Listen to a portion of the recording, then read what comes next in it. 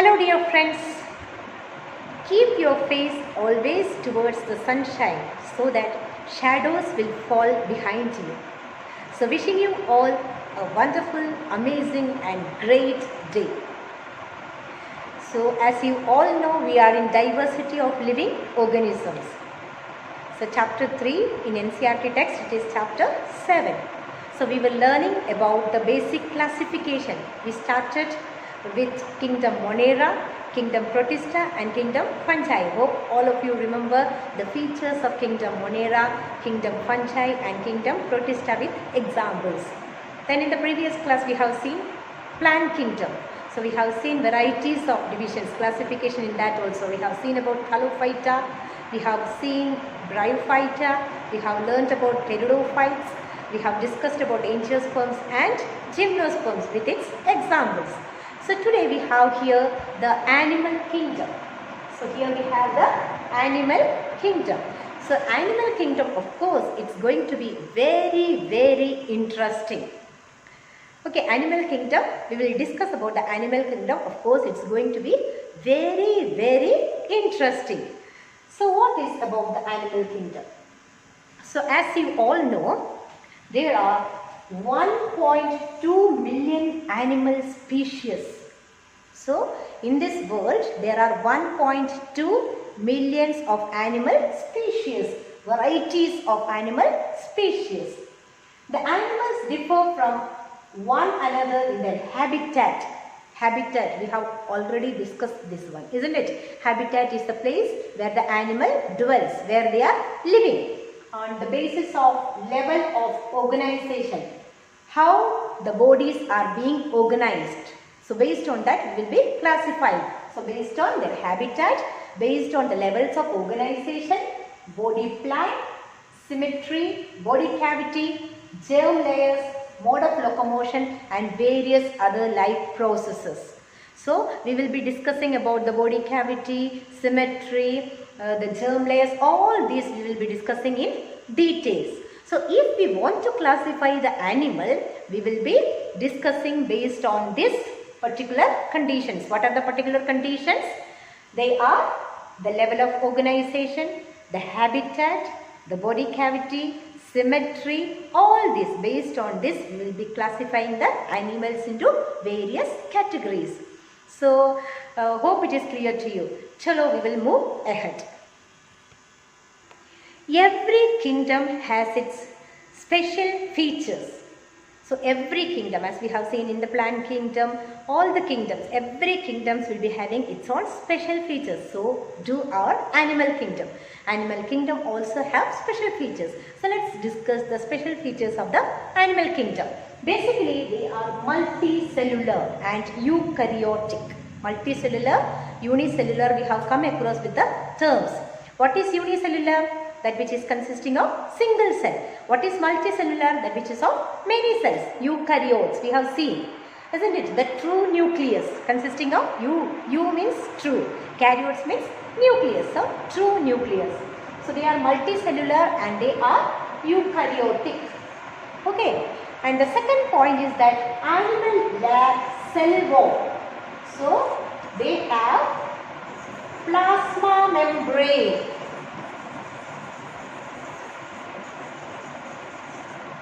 So the animals lack cell wall. What do they have? They have plasma membrane. So plants have cell wall. It is made up of cellulosic, we have learnt, isn't it? Fungi is made up of cell wall and it is made up of, we have learnt. So there is a question for you, it's a homework for you. What is the cell wall of fungi called as? You please do write in the comment box. So here they lack cell wall. Instead of that, they will be having a plasma membrane. And they possess some type of skeletal support. So skeletal support. We do have a framework, isn't it? We have a outer structure. We have a framework. So skeletal structure, outer structure we do have. So they have a skeletal support. They exhibit levels of organization. As we have discussed in the previous slide, the level of organization from cell, so cell, small cells to the tissues will be forming, then the organ will be forming, then the organ system will be forming. From the cells then tissues, then organ system. That is the meaning of level of organization. That means from the cells to tissues, tissues to the organ and the organ system. There is a level of organization in the animals. Then reproduction, of course, it is by both means, asexual and sexual means. So both the means reproduction takes place by asexual means as well as sexual means. They are capable of locomotion. Last but the least, the last point is they are having the power of moving. They have the power of locomotion. They can move from one place to another place. And they possess a nervous system. They have digestive system, they have respiratory system, they have nervous system. So hope the special features of the kingdom Animalia is clear to you. As I have told you, all the kingdoms have its own special features. We have come across the plant kingdom, we have come across Monera, we have come across fungi, we have come across Protista. All were having its own special features. So do our animal kingdom also. So basically they are multicellular. The first point what we have discussed was they are multicellular and eukaryotes.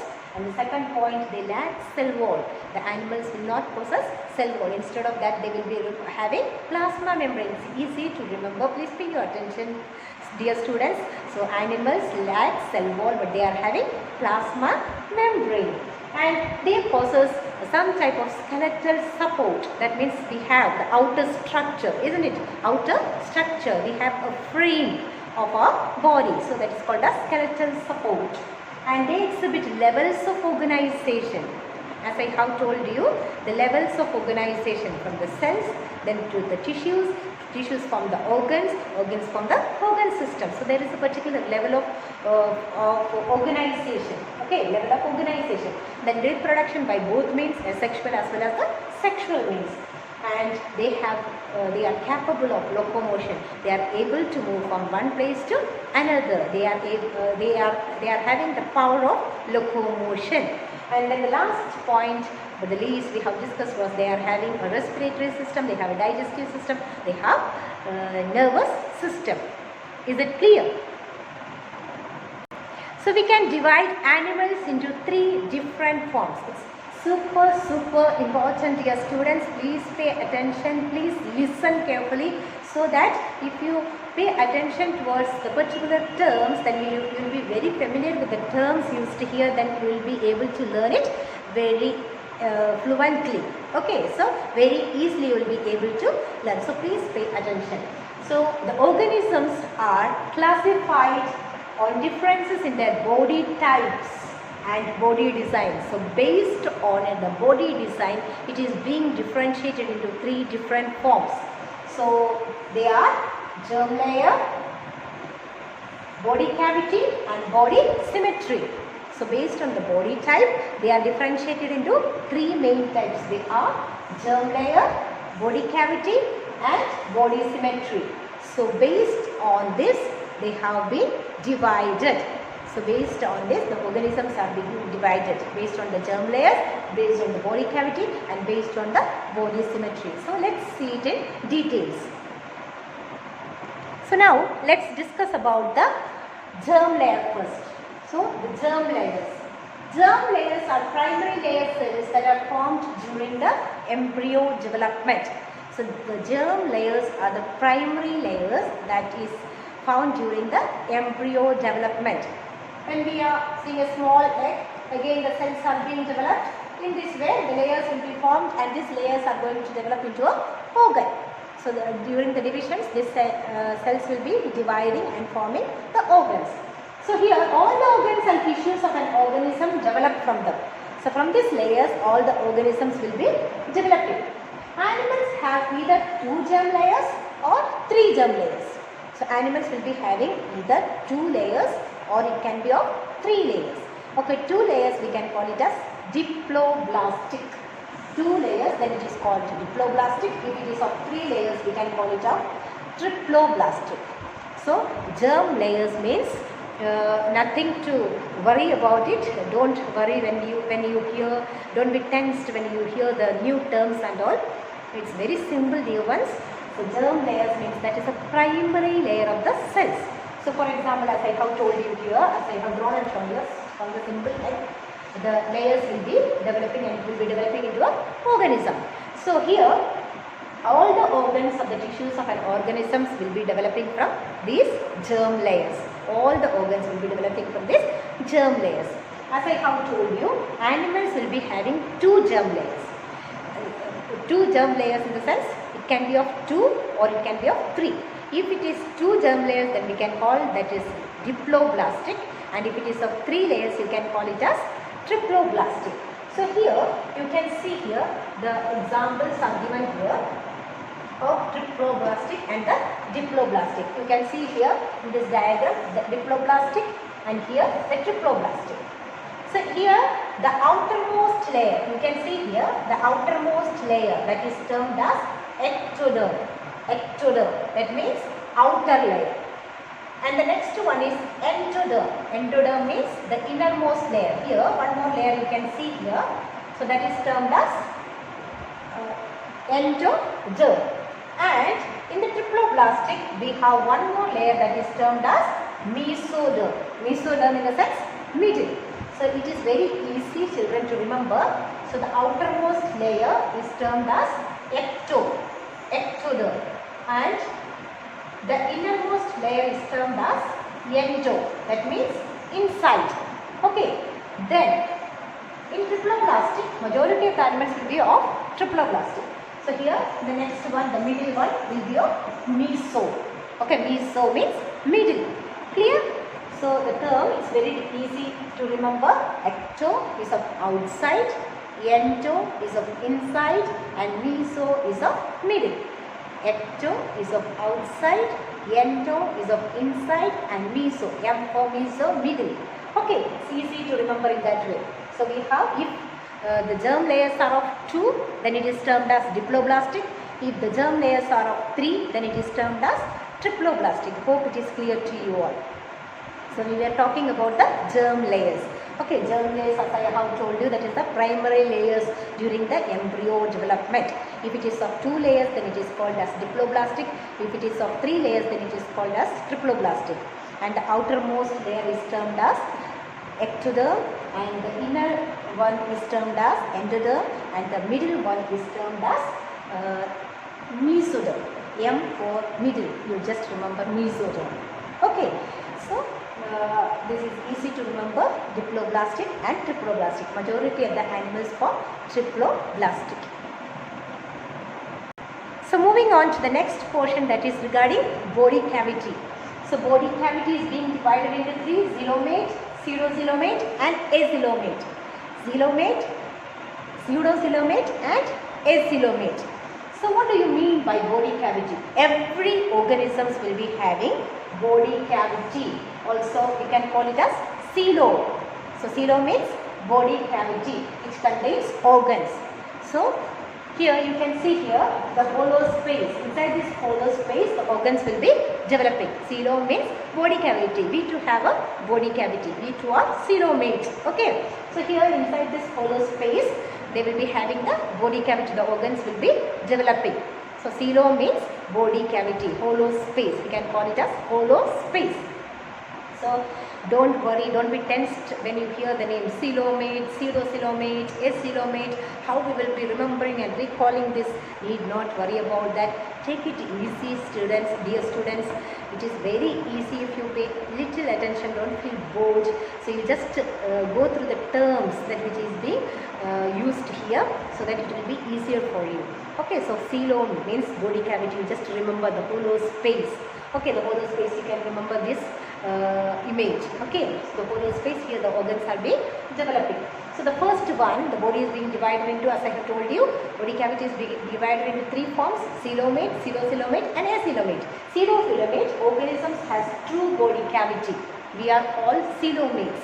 So we will be having a body cavity. We are having hollow space. Majority of the animals in the animal kingdoms are coelomate. So they are having the true cavity. And pseudocoelomate means organisms having a false cavity. So false cavity means they are trying to make us full. So this cavity will be filled with the fluid. The pseudocoelomates, the body cavity will be filled with the fluid. You can see here the red portion. So here the red portion is filled with the fluid. Okay, pseudo-coelomate means there is no body cavity. So it will be making us a fool as if they are having. But there will be organ, but it is filled with the fluid. Clear? And the last one is of acoelomate. So here in the acoelomate, body cavity is completely absent. In acoelomate, body cavity is absent. In the previous slide, we have seen about the germ layers. Do you remember? Just recall about the germ layers. 2 layers, diploblastic, 3 layers, triploblastic. So easy to remember. 2, diplo, 3, triplo. Is it clear? So here we have learned about the body cavity. Body cavity in the sense, coelom, having the hollow space. So you can see here, as you can see here, the hollow space. Okay, here the organs will be developing. So here the organs will be developing. Okay, there is the hollow space. That is what they are termed as coelomate. And the next one is pseudo-coelomate. That means organism having the false body cavity. They will act as if they have, but they don't have. They have the organs developing inside it. The fluid is being filled in that. You can see here the red portion, that which is fluid filled space. And the last one is of acoelomate. Acoelomate means there is no body cavity. So today here in this class we have seen the introduction to the animal kingdom. Then we have seen the special features of the animal kingdom. Then we have seen the germ layers regarding the body cavity. Then we are going through the levels of organization. Next class we will see about the symmetry, we will see the organs, locomotions, we will see the levels of organization. All these things we will see in detail. So slowly we will move so that it will be, the terms will be familiar to us. So need not, as I have told you, need not worry. Just go through the, read through the points, just revise the things that which I have told, the important features that we have discussed here. So you just go through it, recall the points that which we have learned regarding the germ layers and all, as I have told, 2 diplo, 3 triplo, and then the body cavity, regarding the body cavity hollow space. Then as I have told, coelomate. We are majority of the animals falls on coelomate, that which is having the body cavity. We are also coelomate animals. So then the pseudo-coelomate, showing the false cavity, pseudo-false. We have learned in the case of amoeba, isn't it? Pseudopodia, that means the false leg, isn't it? In that way. Then the acoelomate. Acoelomate means that is not, that body cavity is completely absent. So that's all for today. Stay blessed. Thank you for listening. Thank you so much.